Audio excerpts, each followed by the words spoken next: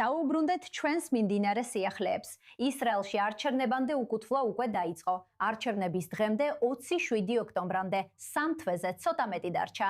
ასე რომ კოალიციას დრო ეწურება, რომ კანონები მიიღოს, სანამ პარლამენტი ამ პარასკევს დაიშლება. ბოლო საათებში ლიკუდის პარტიის კონსტიტუციის კომიტეტი იკრიბება, რათა გადაწყვიტოს, როგორ ჩამოყალიბდება საპარლამენტო სია. წარგენილია დოკუმენტი, რომლის მიხედვითაც ბენიამინ ნეთანიაჰუს 8 ადგილი ექნება სიაში.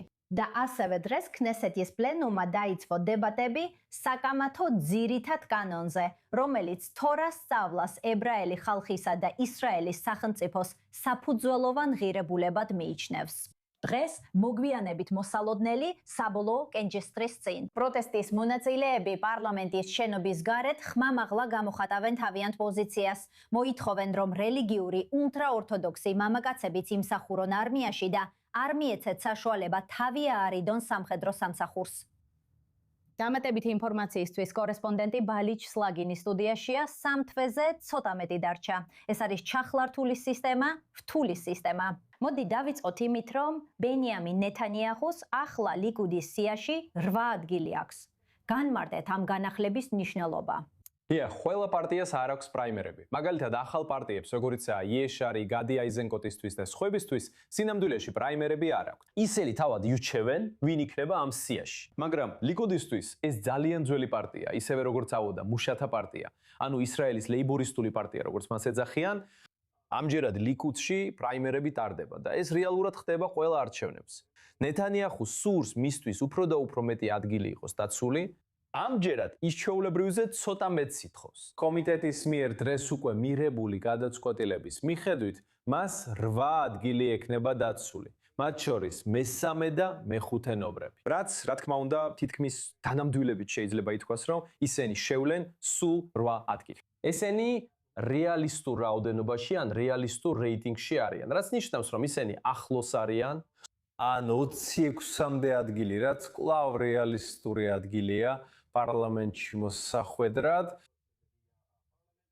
და პირველი რამდენიმე ადგილი, რა თქმა უნდა, გიდეონ სარსთვის იქნება განკუთვნილი, რადგან მან მაშინ დატოვა თავისი პარტია კნესეთში ყოფნისას და შეუერთდა ნეთანიაჰუს კოალიციას.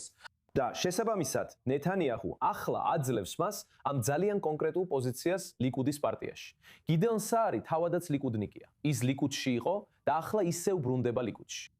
ამასობაში სხვათა შორის ეხლა და პარასკევს შორის ძალიან ბევრი რამ შეიძლება მოხდეს.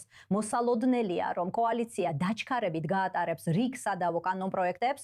ვითხარით, რა არის მოსალოდნელი მომდევნო დღეებში და ეს ძალიან სწრაფად მოხდება. ძალიან სწრაფად, რადგან ამ პარასკევს ქნესეთი ავტომატურად დაიშლება. პირველად 1988 წლის შემდეგ ეს გუშინაც ვთქვით.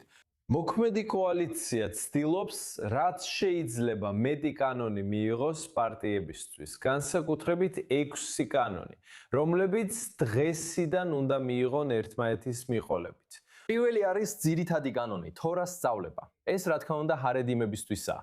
მათ სურთ თორას სწავლა ისრაელებისთვის უფრო ფუნდამენტურ ღირებულებად იქცეს. ეს მომავალში დაეხმარებათ. მაგრამ მათ ასევე დათანხმდნენ ზოგიერთ უფრო მცირე, ან იცით, ცოტა ნაკლებზე, ვიდრე ადრეს სურდათ. მაგრამ ეს არის ის, რასაც ეხლა ირებენ. ეს ძალიან მნიშვნელოვანია მათი ამომრჩევლებისთვის.